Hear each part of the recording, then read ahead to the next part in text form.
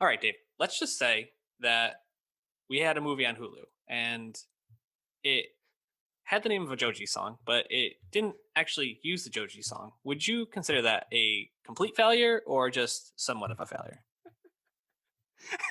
It is absolutely a missed opportunity. I'm really sick of saying this, but there's an amazing song called Run. If your thing is called Run and the activity of running is happening in your thing, use the song, please. Just use it. But yeah, Run, the most recent movie from Anish Chaganty on Hulu, Chaganti? Chaganty, starring Sarah Paulson and Kira Allen. Yep. Pretty Her much film debut. it's pretty much just those two for like 85% of the movie, I'd say. Hmm. Uh, and I just gotta say, I'm tired of Sarah Paulson playing these weirdos.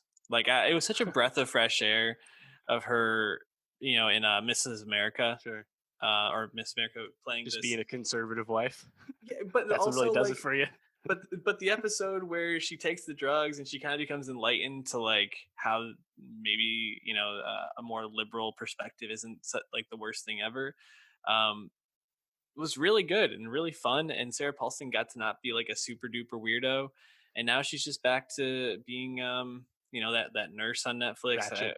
which we're not going to go back to. Nope. She's playing this person in Run. She's basically just like her American Horror Story Yeah. characters all over again. And Sure. she's really good at it. But Mm, I'm just tired of her playing this. I want her to play something a little more lighter.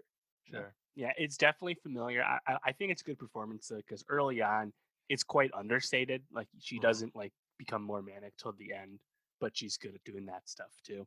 Hmm. So it is a good performance, but I understand that sentiment. Like you almost have this preconceived notion going in. Jason Clark, he's gonna get cut. Sarah Paulson, she's gonna uh, be off her rocker at some point. This is what you expect. I understand that. Happy to see this movie. I think it's a very effective thriller film, though. It makes it 2 for 2 for Anish Chaganty.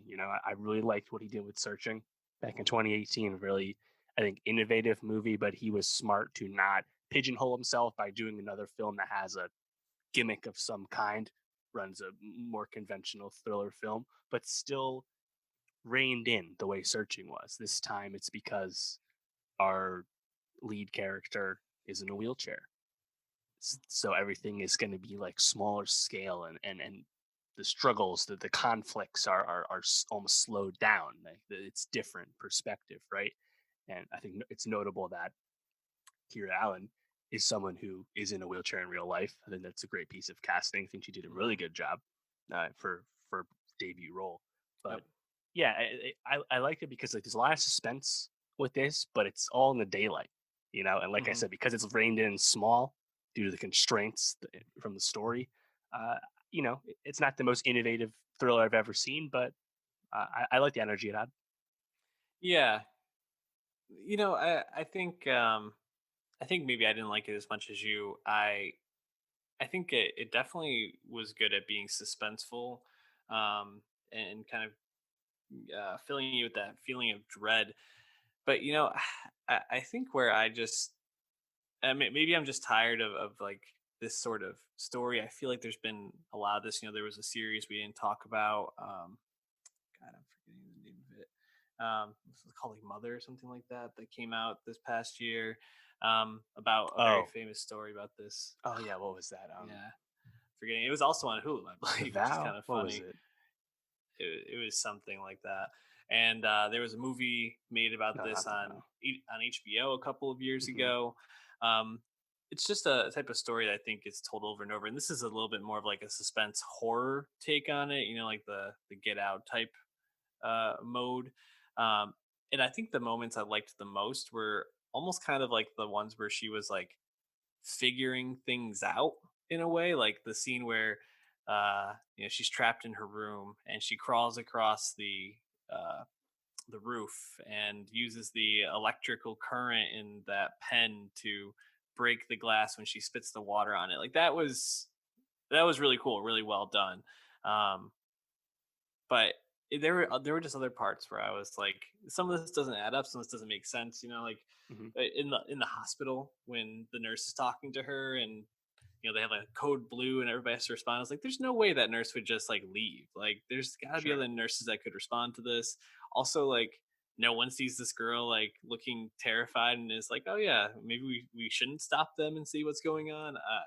Just that whole part and like the kind of like the last half didn't really Yeah, jive with me too I well. definitely like the beginning more than the end for sure. I think the build up to the suspense, Hmm. like when she gets on the computer at night and then it Hmm. ends, you just see Sarah Paulson sitting at the Yeah, table like a jump scare. Really, the only jump scare the movie has. I was like, oh, that was good. That was well done. that was a Um, really great shot. and like you're not expecting the jump scare because that's not the way the movie is like telling its story. So Hmm. and that's well done for sure. Yeah, you're thinking of it wasn't The Vow, it's The Act with The Joey act. King and Patricia Arquette, which was based off a real life story about a Yep. mother like making her kid sick to take Munchausen's. advantage of it and Hmm. stuff. Yeah, Yeah, and that was also the same story that was portrayed in the HBO movie, if I'm remembering correctly. So it's this sort of thing has been told, and I do like the take and the attempt. I just don't know if this is the type of movie I would normally want to watch. Definitely smaller scale though, which I liked. Just kind of being within the house and getting out like once or twice. Um, yeah. Also, like the time period was very confusing to me because this girl, I guess, because she had never been really socialized, just didn't realize that most people have like phones and can use the internet anytime they want. Just reading books all day. I guess yeah. So crazy. she didn't have any internet access, right? She didn't have a personal computer or a smartphone. And then they made it clear that like the surrounding area in the house had no service, so the mailman couldn't use his phone, right? But you're right. Yeah. When she leaves the movie theater, she could have just tried to do some googling, I guess, with someone else's phone. You're right, but I guess she Yeah. didn't. She didn't know to think of I it. don't know. Yeah, yeah. I guess there's some logical gaps, but to me, it never felt too ham-fisted. Hmm. It's kind of it's a bit of a forgettable movie for me, but I think like you said, like searching, we really liked a lot, and Run.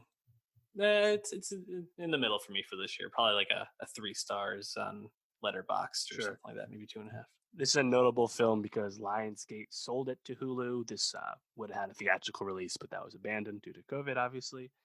And also, when you saw those green pills that trying to figure out what they are the whole time, did you immediately think of the tranquilizers from Queen's Gambit? Because that's what I Hmm. Yep, that was my first thought too. did. Yeah, but they turned out to be for dogs, or animals. Yeah, Um, similar.